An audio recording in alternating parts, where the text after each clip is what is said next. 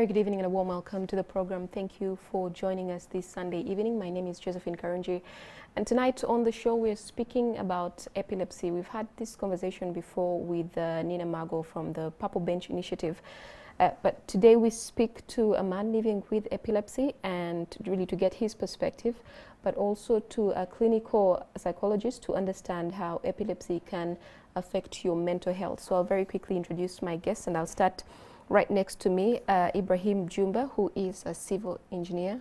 Ibrahim, welcome to the program. Thank you. All right, Ibrahim, I'm hoping we're going to be louder than that. So okay, thank you, Josephine. Great, great. And then at the very end, we have Maurice Osire, who is a clinical psychologist at Quick Care Clinic Bugolobi and also at International Diagnostic Center. So thank you very much for joining us, Maurice. Thanks for having me. Right. I want us to start this conversation with understanding your story, Ibrahim, and just getting a sense of what it's been like for you having epilepsy. So for a start, when did you realize you have epilepsy? Do you have a story to share about your first episode that you can remember? Yes, I do.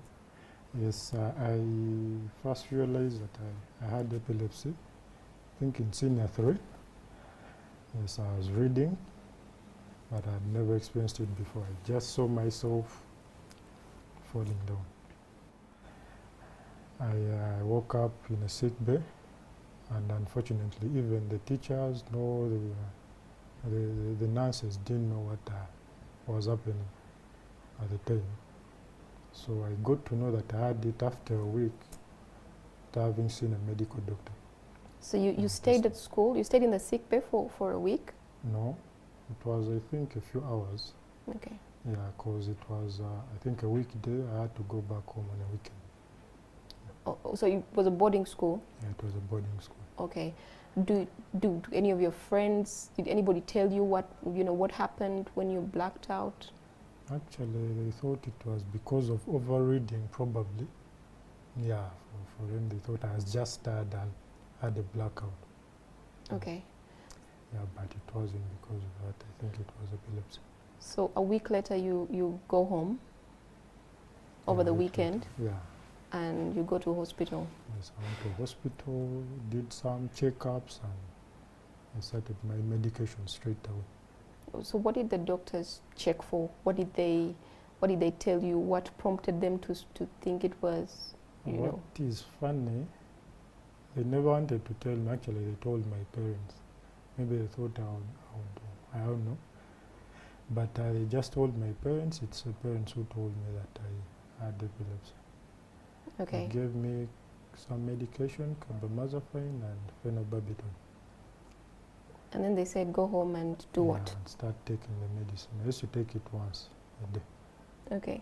So you mentioned earlier to me that when you were younger, you'd have at least, one or two episodes after a year. experiencing it in 2009, it would happen once or twice a year for around 3 years.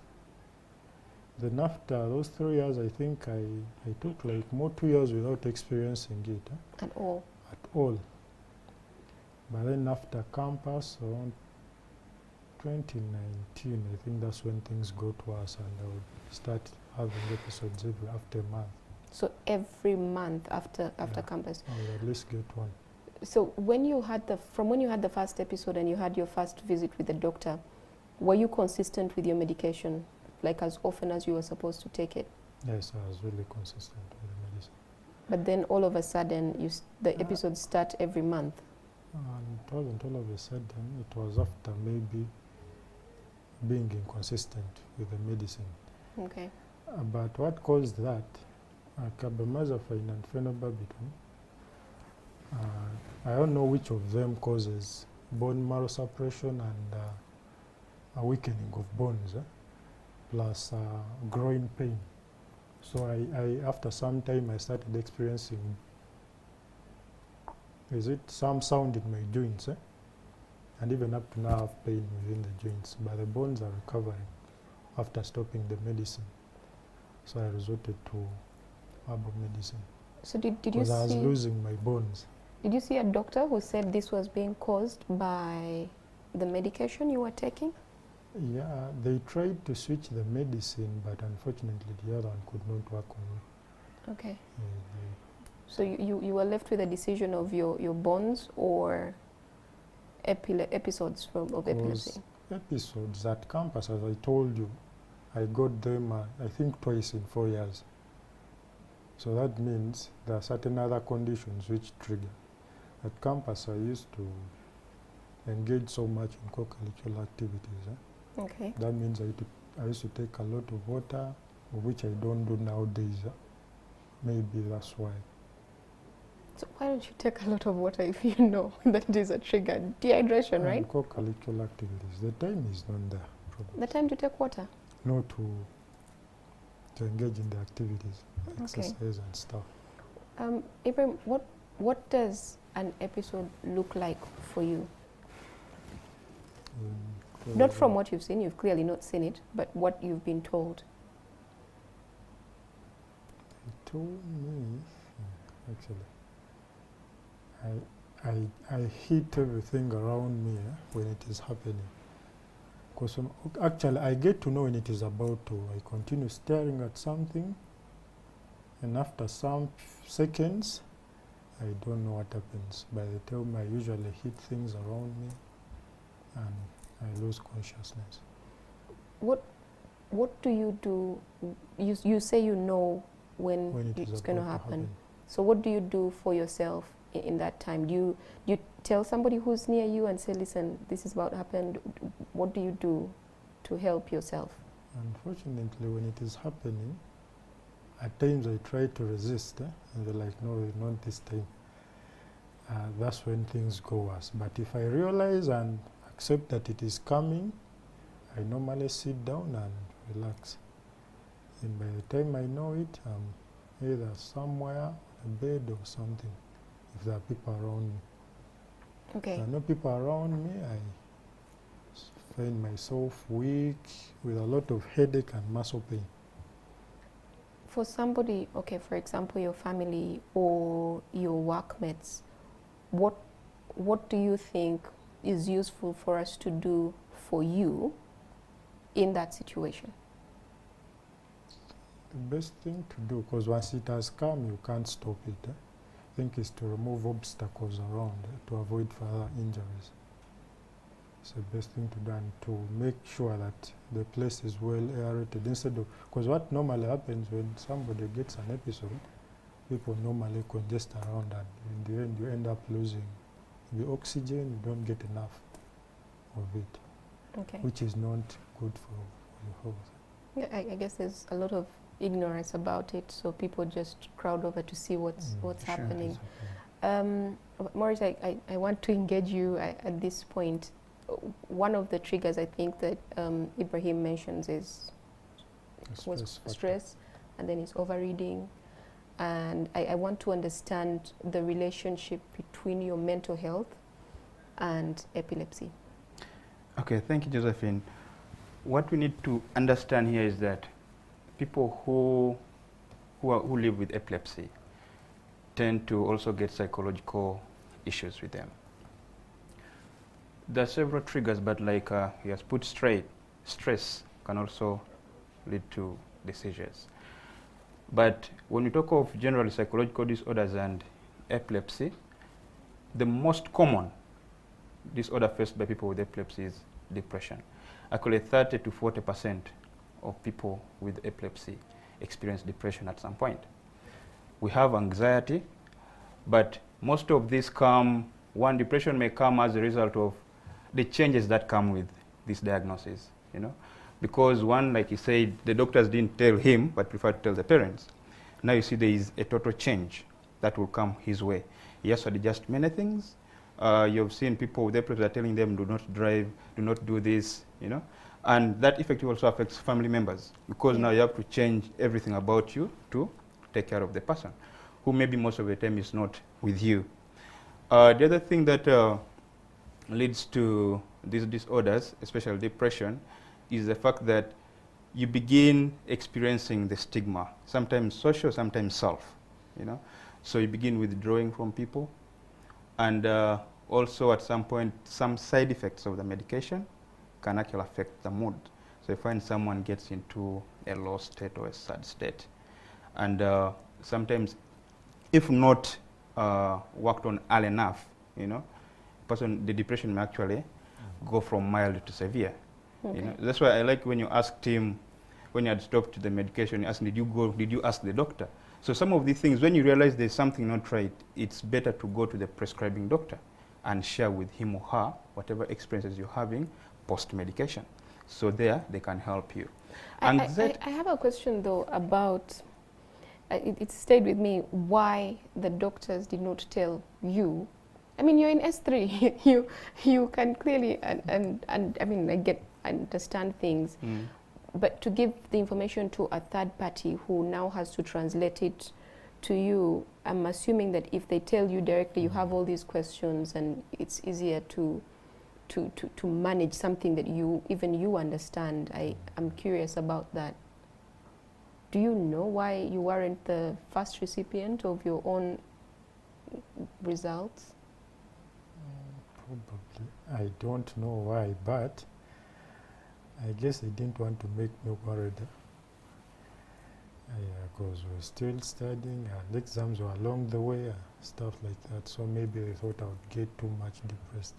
But was the explanation from your parents adequate to help you understand what you are now going to deal with?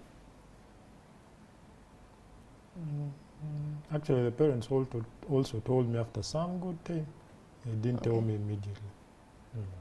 Yeah, actually, so that I just happens. kept on taking medicine just to prevent what happened, but without knowing why I'm taking the medicine.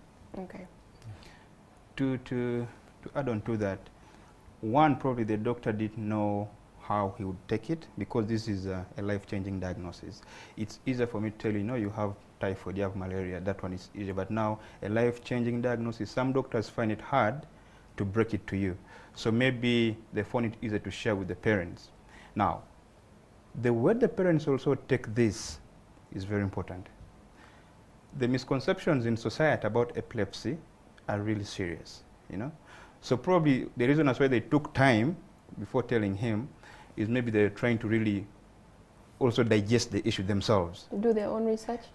Probably so, Do we really tell him? Do we tell him now? What will people think? What will people say? And some parents, depending on what state they are in society, what status they are in society, that also affects them in a way of disclosing this issue. To give an example, I've ever worked with a gentleman, but for him, his parents had told him not to disclose. They told him, but they told him not to disclose to anyone. But for him, the fact that his first employment he lost because he had kept quiet, hadn't told anyone, then he got a seizure. And no one knew how to help him, no one knew what was going on, so he lost that job. So now for him, he was more interested in disclosing people around him to know what's going on, so that in case of a seizure, there's some help, because people will know what's going on. But because the mother was into politics and all that, so she said, no, don't tell anyone. I don't want people in the community to begin thinking this and that. So the level of stigma associated with epilepsy is really, really much in the community. And one thing I need to appreciate here at Purple Bench, I think one thing that they do is really to sensitize people. And it's needed more and more, almost in every part of the country. People need to understand what epilepsy is, not to really rely on these misconceptions and myths that people associate with it. They say maybe those are demons. Oh, we're going to talk about the myths and misconceptions, but let's take a short break and we'll be right back.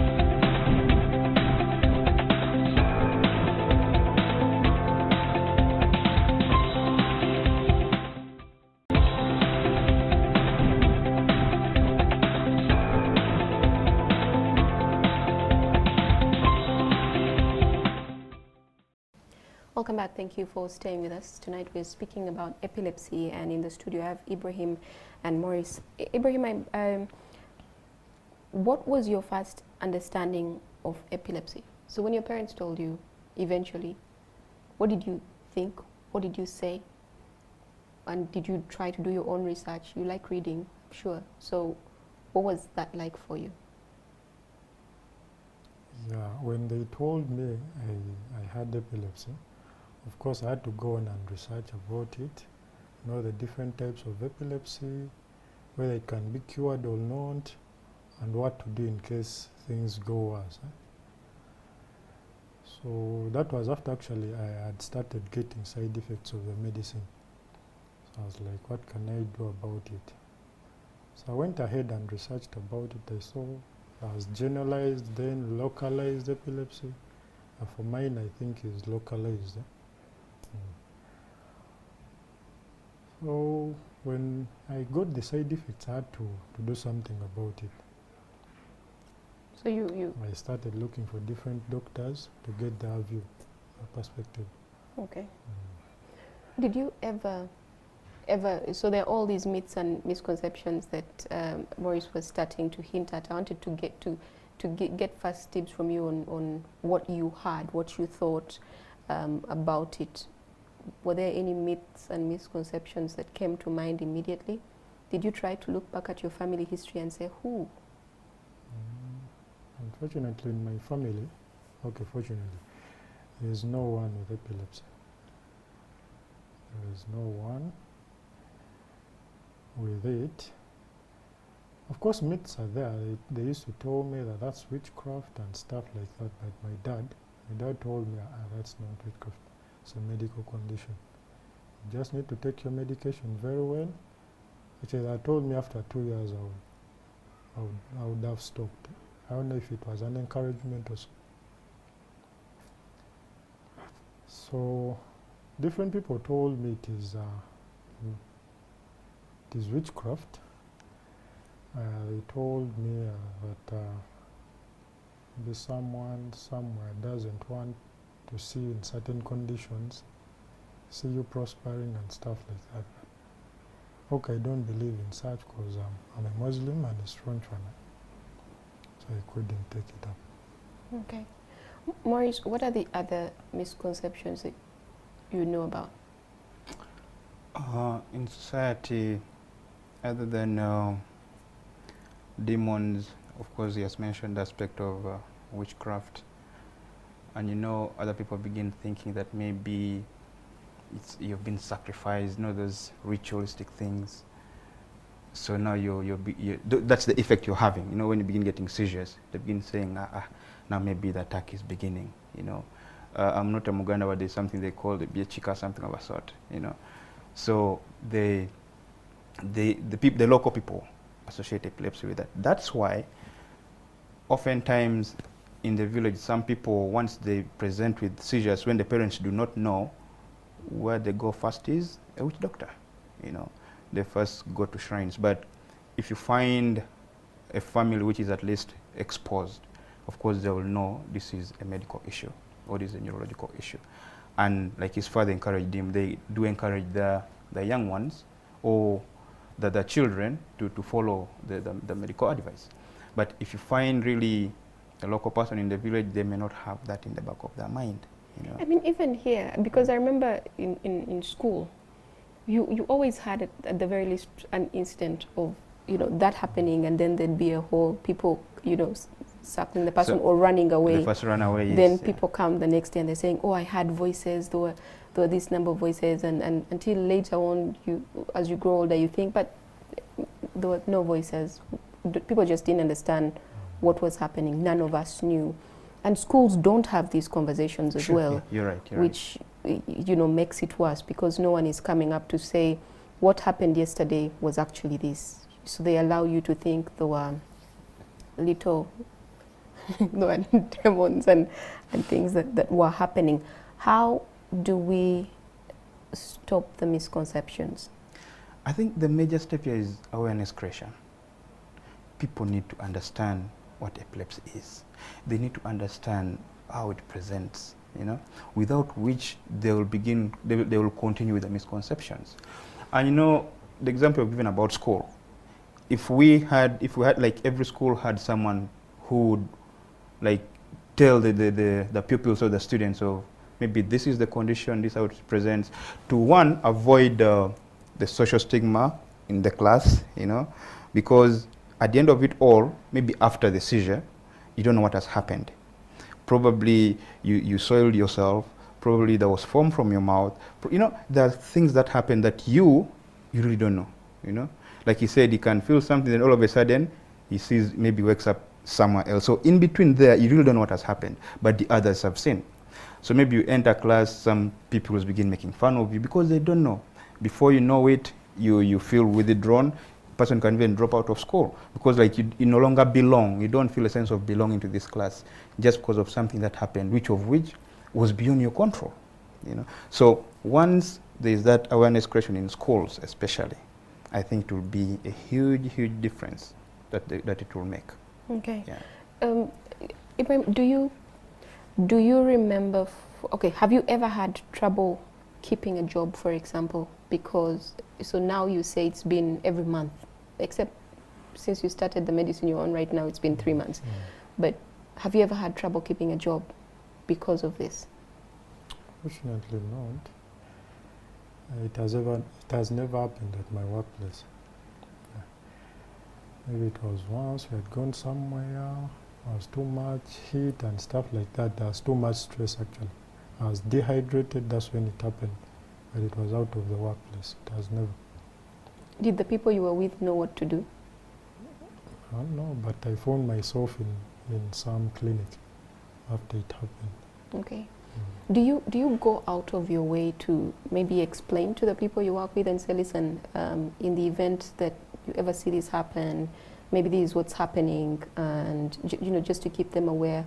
Do you think it's important, for example, to tell the human resource person at the place you work, or would that be looked at as discrimination? I don't know. I'm just, you know, as I don't know. What do you think? I think it would be important. It would be important for someone else. Yeah, I think it is very important to tell them that as this happens, this is how I can be helped, or stuff like that. Okay. But in a way, as he told you, though, you never know people's perceptions. You may end up being discriminated, and that's why most people just keep it to themselves. As he explained, it is not good at all keeping it to yourself, because once it comes and people are not aware of it, as someone else lost his job, you may end up losing it also. So I think it is really good to let them know Okay. about it. I think one of the things that when somebody says epilepsy that a lot of people know is get a spoon, right? Oh yes. And put a spoon in the person's mouth. Yes. Yeah. And I was told that's also quite dangerous, actually. So there's a lot of, again, misconceptions on what you can do to help. Yeah. That could actually go wrong. Exactly. You know, the issue of putting a spoon in the mouth, I think they have this perception that maybe you can either, bite your tongue or swallow your tongue. I think put a spoon. Personally, I don't really get the science behind that, you know. But I think making it known. And the other thing, I think every person with epilepsy has a different experience. So we realize that I could have a seizure, but it presents a different way. He could or you could. But at the end of it all, just to come into the employment world, the human resource managers should actually be on the know, or probably your head of department. Because I believe in every workplace there are some forms you fill to HR, so they ask about some of the things. So you should be able to which is confidential How anyway. honest are we when we're filling them? Also keeping in mind what people look at as the dangers of that. If I put that, maybe that's the same thing with people when they say your HIV status. Oh yes. Or you know, people have the fears that people will not be very welcoming of that kind of information about them. And usually that is as a result of other people's experiences. So Josephine once said she had epilepsy and this is what happened to her. Why should I disclose mine? So of course you're right to say most people will keep it to themselves, but it would be okay, you know, so that people know that when Maurice gets a seizure, how do we help him, you know? Because if you keep it to yourself, when it happens, people could be helpless and actually need now that urgent help. So for you to be able to come to terms with it and say, you know what, people, this is what's happening. It's about them now. For you, you're at peace with yourself. You've let them know what's going on. So in case of a seizure, they should know how to help you. other than keeping it yourself. And you also avoid the unnecessary conversations in the corridor. Did you see? You Exactly. You know, so you're walking in the corridor and people are staring at you walking. Only that can actually make a person probably even just not come to work for the next 2-3 days. Yeah, you know. And I guess that speaks to other psychological disorders that you were speaking about when it comes to that. Ibrahim, you wanted to say something? Really. I guess, as you said, there are different forms of epilepsy. There are people who don't even get seizures. They just be there staring at something. They just, like for around 15 seconds, and that is all. So it depends. It affects people differently. There are people who get episodes like 10 times a day. Mine comes once a month, once a year, or twice, stuff like that. So it depends. It affects people differently. How do you think, Ibrahim, that we can start to break the stigma around it?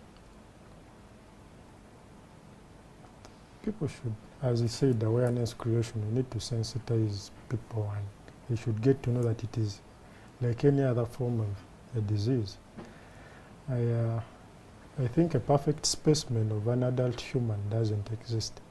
That you're 100% perfect, you have no problem, that one doesn't exist in our world today. So people have different forms of diseases now, like a person has AIDS, for example. A person has high glucose levels, where you have to inject yourself with insulin every after so many hours or so. But this one, there are people who take medicine every after 2 days. So it is not the worst thing that can happen to you. So once you have it, it is normal. It is, okay, I won't say it is normal, but you can still live. Everybody has their thing. Exactly. Okay. All right, let's take another short break and we'll be right back.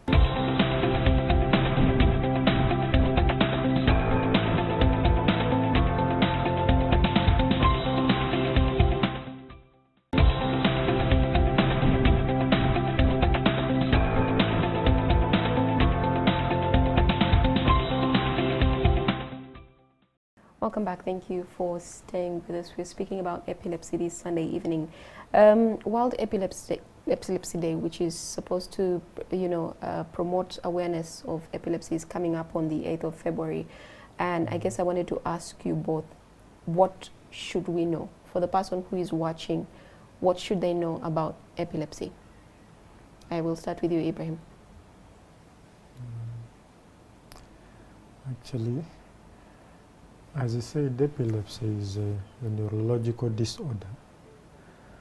I don't know what causes the disorder per se, but it is a neurological disorder.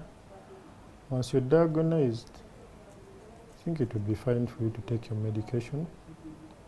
I really advise people to take medicine as much as they can to avoid further incidences and diseases, because it is epilepsy, but you might end up using your arm or leg or so, just because you're not careful with your medicine. They should, I think they should not discriminate people who have epilepsy. They should welcome them, work with them, and encourage them to take their medicine as said. I guess that is it. All right. Maurice, what would you like people to know about epilepsy from your perspective as a clinical psychologist? Okay, people should know that epilepsy, one, is not contagious. It's not maybe even sexually transmitted. So a person with epilepsy can actually live normal life like any other person. They should be accepted in any group, because the more you discriminate them, the more you send them down the drain, and they get into these other disorders, one of which depression I talked earlier on. Yeah. And the other thing actually is also anxiety that they do face, sometimes because of the fear of, when you begin, anxiety actually is when you're anticipating the worst case scenario from happening. So maybe you're fearful of another seizure may come, So such people also, people with epilepsy also get anxiety issues, but all in all, society should be welcoming Yeah. Society should be on the know, you know, of what epilepsy is and how it presents, because once it happens that way, that means they'll begin supporting, because the first thing in mental health is social support, you know, in helping people with psychological issues is social support. Once you have a good support system, believe you me, you'll cope with ease in case of any issue that you face. How do we help? How do we become useful to the people around us who have epilepsy? One is referral. If you really see that this person is getting serious and maybe is not on the know, refer them to someone who knows. Secondly, don't discriminate them. You'll be of much help to them, you know, because if you discriminate me, that means I'm going to stay away. So I'll miss out probably on the other help that you'd give me of referring me to a specialist.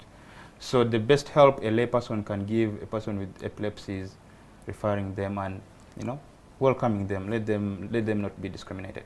Okay. Yeah. So we're closing, and I just wanted to get a final thought from each of you. Ibrahim, what would you like us to take home from our conversation on epilepsy and mental health?